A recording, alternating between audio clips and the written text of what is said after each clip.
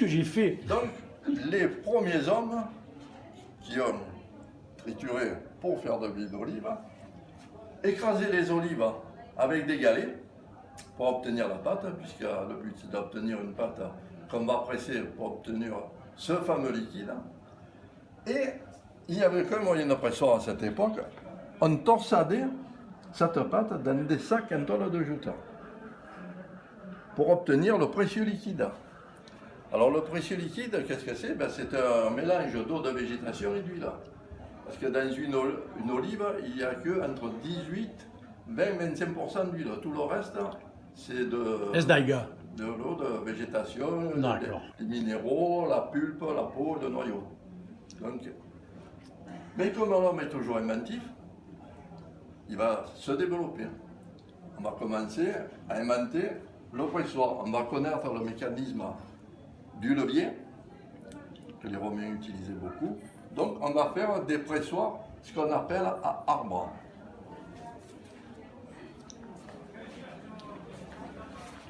Un pressoir à arbre de type romain, comme vous pourrez le constater sur cette maquette.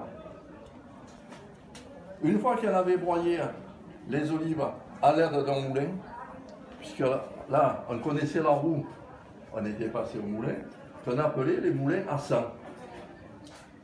Pourquoi les moulins à sang? Alors pourquoi les moulins à sang? Parce qu'à cette époque-là, on ne connaissait pas encore ni la force hydraulique, encore moins bien la force électrique. Donc on utilisait une force musculaire, soit un homme, soit un animal. À partir du moment où on utilisait une force musculaire, c'était du sang, quoi. Du sang, quoi. Et on appelait ça les moulins à sang. Les moulins à sang. Alors les premiers moulins, lorsqu'on a connu la roue, étaient entraînés par des hommes. Puis on a mis des animaux, des mulets ou des bœufs qui tournaient la meule. Une fois cette pâte extraite, on la mettait sur des scourtins. Alors à cette époque-là, les scourtins déjà étaient plats par rapport à ceux qu'on a encore de nos jours. Et elle les mettait sur le pressoir. Le pressoir à arbre dont nous parlions il y a quelques instants était actionné par un homme. Cet homme, ces hommes, avaient des barres et ils pressaient dessus pour faire la pression. D'accord. Mais ça avait un très faible rendement. Eh oui, parce que... Pourquoi? Parce que déjà la pression était insuffisante. Ouais. Et deuxièmement, c'était très éprouvant pour les personnes qui faisaient ça. Un peu, oui. Parce qu'ils restaient pendus des heures sur la poignée pour presser le jus. Donc, toujours inventif, l'homme a dit on va faire des leviers plus longs et on va pendre des blocs de pierre. Ce qui permettait aux personnes, une fois que le bloc de pierre était pendu, de relâcher. C'était le contrepoids de la pierre qui faisait effet. Mais c'est toujours pareil, on était toujours dans de faibles rendements, voilà. Parce que la pression était trop faible. Voilà. Quand on a connu le système de mécanisme, vis en fer, en roue dentée, engrenage, tout ça, en bois évidemment à l'époque. Donc elle a commencé à faire tourner les meules plus avec des moulins à sang, mais avec la force hydraulique, les ruisseaux, on a domestiqué, on a fait des chutes d'eau pour entraîner les roues à aube et faire tourner les meules, les pressoirs à vis, et vous pouvez vous apercevoir dans certaines communes ou à la Valette, à Sainte-Cécile, où il y a la maison du combattant actuellement qui était un moulin à huile. Dessus, vous avez un grand mur en pierre d'une épaisseur d'environ 1,50 m sur une assez grande hauteur qui était posé au-dessus des presses. Pourquoi? Parce que ça servait de contrepoids. Les presses étaient placées dans les chapelles. Les chapelles, c'est ce qui supportait la vis en fer et le mécanisme. Et lorsqu'on pressait, pour éviter que l'ensemble se soulève, on construisait ces murs poids dessus. C'était des murs poids.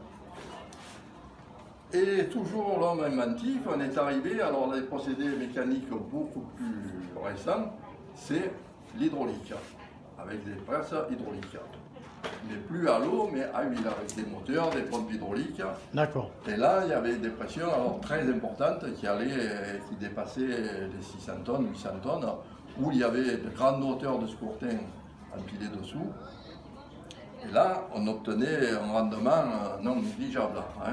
D'accord. Et une fois pressée, ben, la pâte d'olive, elle était vraiment réduite. Hein. Voilà, ça donnait ça. L'épaisseur, là... Ah, là, l'épaisseur, était là, on a extrait 2 le jus, hein. mm, 3. Allez. Là, on a extrait le jus. Hein. Mais, après avoir fait cette opération, il fallait récupérer l'huile. Et que ce soit n'importe quel procédé, l'huile part dans des bacs de décantation. La décantation se fait naturellement, se faisait naturellement. L'huile étant plus légère que l'eau, cette huile remontait à la surface. Et là, on ramassait l'huile. Mais on ne dit pas on ramasse l'huile, on dit on va cueillir l'huile. On va cueillir l'huile avec ce qu'on appelle la feuille. D'accord. C'est pas une poêle à frire, ça. Hein. Non, non, on C'est dirait, une mais ça feuille. n'est pas une, non, non. C'est une feuille, et avec ça, on allait dans le bac à décantation et on ramassait l'huile qui surnageait à la Sans toucher surface, l'eau. sans Voilà. toucher l'eau. Et on mettait dans les jarres. C'est vraiment du manuel, hein. Là, c'était... Et on mettait dans les jarres. Après, vous avez un autre instrument qui servait aussi à ramasser, c'était à la casserole. C'était un autre instrument qui servait, mais c'était plus pratique avec la feuille. Là, vous avez les Ouais. deux Ouais, là, il y a les deux. instruments qui servaient à ramasser, à cueillir l'huile. Ah, ouais. Alors, quand on dit à quelqu'un, bon, je vais cueillir l'huile, Et il regarde non le dire. le Hollandais, il dit on cueille les olives, d'accord, mais cueillir l'huile. Et pourtant, c'était ça. Et pourtant, c'était ça. C'était ça. Ah, ouais. Ok. Donc, on peut s'apercevoir les différentes couches de la décantation. La décantation, c'est fait dans la bouteille. Vous avez le plus lourd qui va au fond. Vous avez ce qu'on appelle ici les résidus d'eau, Oui. de végétation. Et à la surface, vous avez l'huile qui surnage, Voilà. Puisqu'elle est plus légère, bien sûr. puisqu'elle est plus légère. Donc, si on récupère Ce qu'il y a dessus, ce qu'il y a dessus. Et après, le reste, on le jette. ça partait aux amphères, ce qu'on appelle. Les amphères, c'était au bord des rivières, c'était un résidu qui était très polluant et qui a donné lieu à des procès à certains endroits parce que ça polluait énormément. Ça polluait. Ça polluait, ouais. Ah, tiens. Ça polluait. Ah. C'était infect les résidus. Et aujourd'hui, qu'est-ce qu'ils en font de ça? Parce Alors, qu'il y a toujours ça quand même. Ouais, aujourd'hui, c'est retraité dans des cuves, c'est mélangé avec la pâte d'olive broyée. Et je pense que ça peut servir à faire des engrais ou Pour faire la des tapenade. Donc voilà le système Voilà, ouais. de décantation. Voilà, ok. Alors, cette huile que vous voyez dans cette bouteille, elle a été faite ici. Viens à toi. Elle a été faite ici, avec ce mini moulin à huile, qui se présente sous forme On dirait un hachoir. d'un hachoir à viande, Ah, ouais. où on va broyer les olives, et on va obtenir cette pâte. Cette pâte, on va la mettre dans des petits scourtins miniatures, et ces scourtins vont être placés sous un vérin.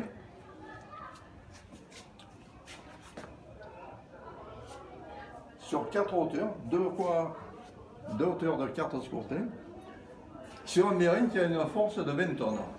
Ah, quand même. C'est un vérin hydraulique, c'est un cric de camion. Oh, ouais, oui. Et là, eh ben, on va presser et on va obtenir Et lui, il va descendre. ce jus dans le petit bac de décantation que vous voyez là-bas. Voilà. Alors là, ce petit bac en verre de décantation, il a une particularité, c'est qu'il a 2 robinets. Ouais. Donc, on va éliminer les parties, l'huile qui va surnager avec le robinet du haut et les impuretés par le robinet du bas. Et c'est ce qui s'est passé pour obtenir ce que nous avons dans la bouteille. Voilà. On a pris directement sans laisser faire la décantation dans le bac. Le résultat est là. Le résultat est là. Les moulins avec une meule, les scourtins, ils existent toujours. Ouais. Il y en a encore. mais sont de moins en moins utilisés, avec des normes maintenant qu'il y a pour la trituration des olives. Ce sont des chaînes en continu. Voilà, d'accord. Alors les chaînes à continu, ça n'a plus l'attrait d'un moulin traditionnel. Je ne sais pas si les gens qui travaillent là connaissent autant l'olivier. Ils connaissent autant Ça va. d'olivier, oui, ils connaissent, mais ça a voulu que ce système soit Ouais. mis en place de partout. Disons que c'est une usine. Ce sont une grosse machine. Les olives arrivent, elles passent dans une soufflerie, elles sont effeuillées, lavées, elles sont aspirées par un vis sans fin, elles passent dans un broyeur et la décantation se fait par la centrifugeuse. On D'accord. sépare les eaux des impuretés et l'huile part directement dans les cuves. Voilà, ouais. C'est un procédé qui est beaucoup plus rapide aussi, hein, parce que Ouais, bien sûr. les- Ben, la société actuelle, il y a besoin que ce soit rapide. Hein. Je ne vois pas comment maintenant ils pourraient faire comme avant, quoi. là, Ouais, il y a bien quelques moulins encore, mais ils ont quand même des procédés, des cuves, des machins. Et voilà. c'est Et plus. c'est tout du matériel inox. Ah ouais. Alors évidemment que tout ce système-là, les premiers procédés, c'est des procédés uniquement à froid. Ouais.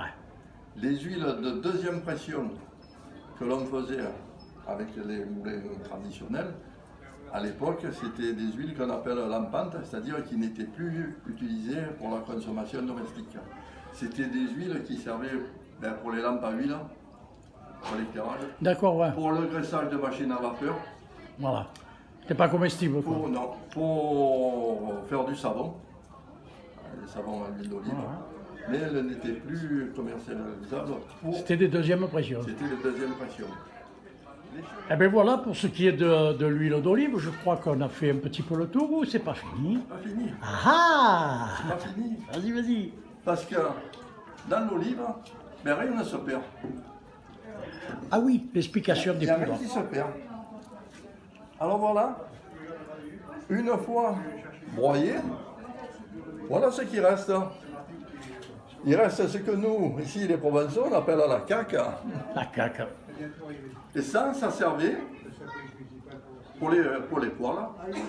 Mes grands-parents allaient chercher dans les moulins à la valette la caque pour mettre dans le poêle. On l'utilisait aussi comme engrais. On peut le remettre au pied des arbres. Ça fait un amendement. Et par un procédé, ici il y a une usine qui récupère toujours, où il sépare, qui récupère le grignon d'olive, tous ces points blancs, c'est le noyau écrasé. Et ce grignon d'olive, il est à nouveau broyé, et on en fait une farine qui s'appelle la florette. Et cette florette était utilisée par les boulangers, non pas pour faire du pain ou des croissants, mais pour saupoudrer tous les ustensiles et les plaques pour éviter que la pâte colle. Alors, Maintenant, on met la farine, quoi. alors pourquoi on utilisait la florette? Parce que c'était beaucoup moins cher que la farine. La farine, pour faire les produits plus raffinés, on n'utilisait pas pour la perdre, quoi. Donc on récupérait la florette. La florette. Voilà. Donc, La florette de Jean. ouais.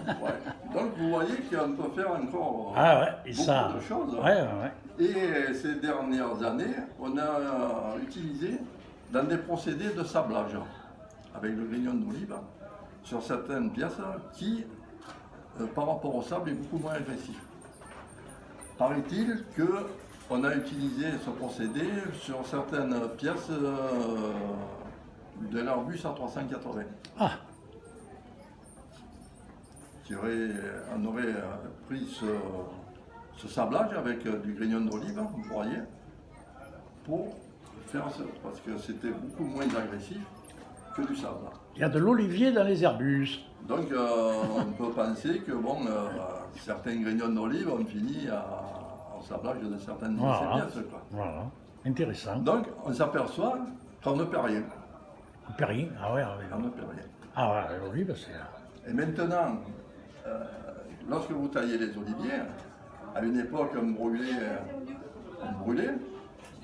Une fois qu'on avait brûlé, on réétalait la cendre au pied des arbres.